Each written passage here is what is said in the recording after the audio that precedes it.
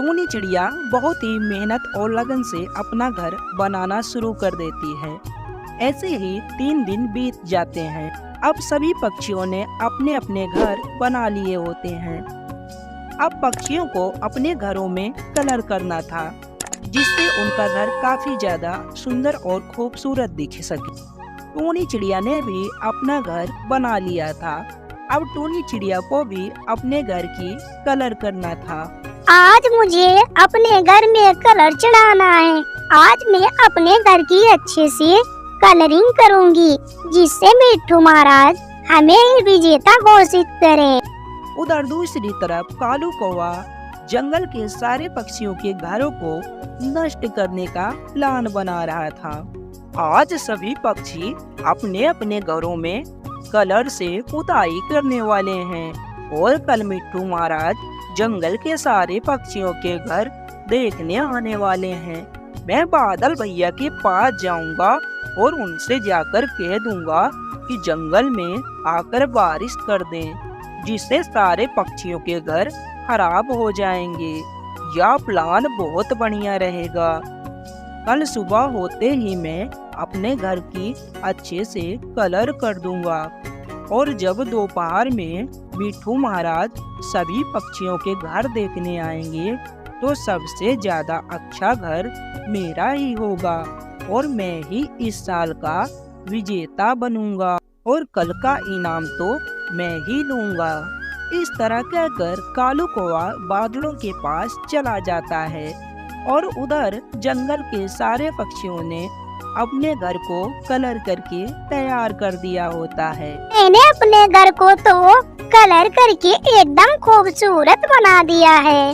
मैंने तो अपने घर को अच्छे से कलर भी कर दिया है। अब कल मिट्ठू महाराज आएंगे और मेरा घर देखेंगे, वो मुझे ही विजेता घोषित करेंगे। बादल भैया, आज आप चलकर हमारे जंगल में बारिश कर दें। हमारे जंगल में काफी दिनों से बारिश नहीं हुई है, जिसकी वजह से हमारे जंगल में पानी की बहुत कमी हो गई है। इसलिए आप अभी चलकर हमारे जंगल में बारिश कर दें। अच्छा ठीक है, चलो मैं कुछ देर बाद तुम्हारे जंगल में बारिश करने के लिए आ जाऊंगा।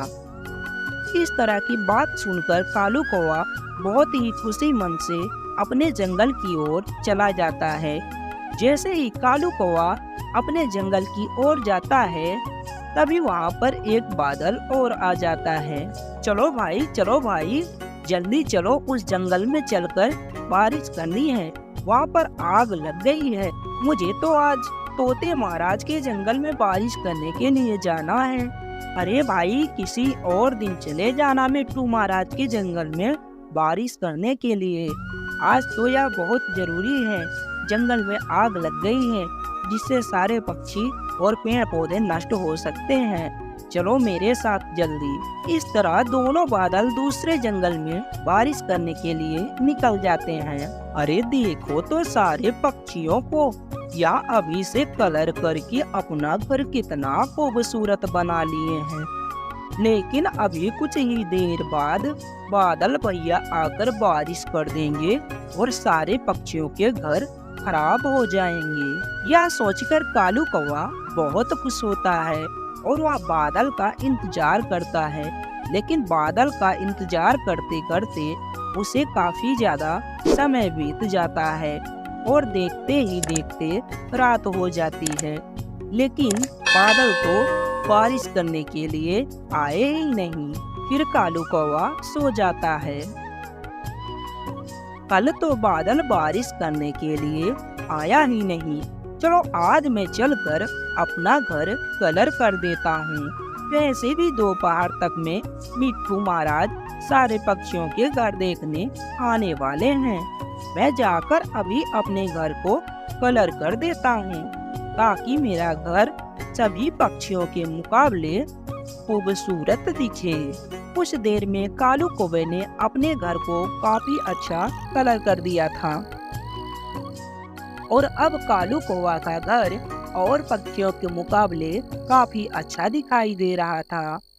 मेरा घर तो सभी पक्षियों के मुकाबले बहुत ही अच्छा और खूबसूरत दिखाई दे रहा है। लगता है इस बार का विजेता तो मैं ही बनूंगा।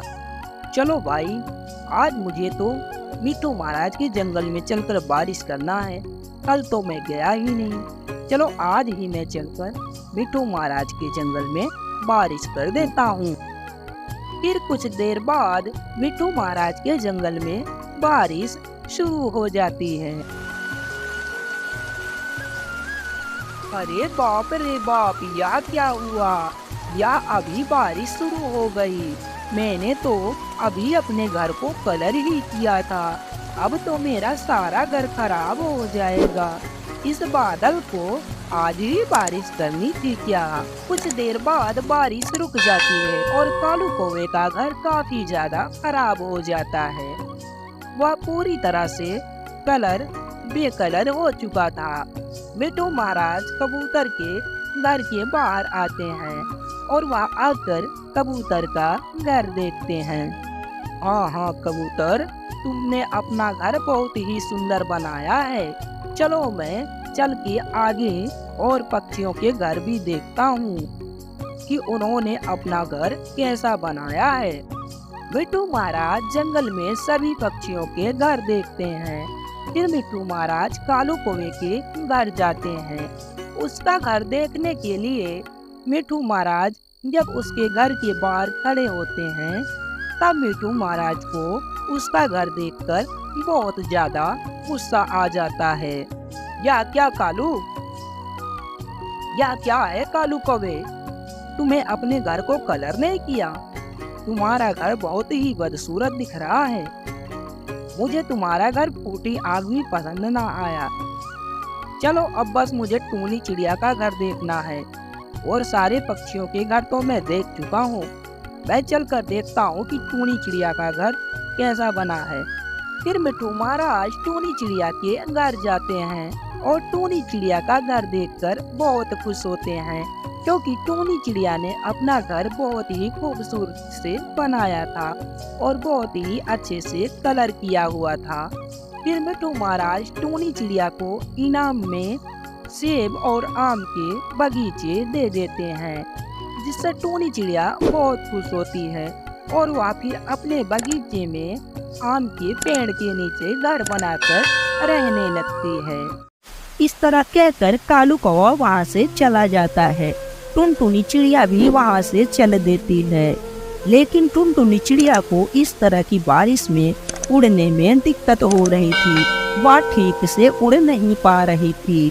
उसके पंखों पर पानी बहुत ज्यादा पड़ रहे थे, जिसकी वजह से वह उड़ नहीं पा रही थी। उसके पूरे पंख भीग चुके थे, लेकिन फिर भी वह हार नहीं मान रही थी। अरे रानी, देखो ना, टुनटुनी चिड़िया खुद ही शिकार बनकर और चलकर हमारे दरवाजे आ रही है। आप ठीक कह रहे हो चील जी, हमें तो इस चिड़िया को खाने में इस बार बहुत ही मजा आएगा। इस बारिश में नमक मिर्च लगाकर मैं इसे खाऊंगी। अरे रुक जा टुनटुनी चिड़िया, कहाँ जा रही है तू इतनी तेज बारिश में? टुनटुनी चिड़िया उस जालिम चील को देखकर बहुत ज्यादा डर जाती है, लेकिन टुनटुनी चिड़िया बहुत ज्यादा होशियार और समझदार भी थी। वह किसी से ना डरने वाली थी। उसने चीलों का सामना करने का फैसला किया।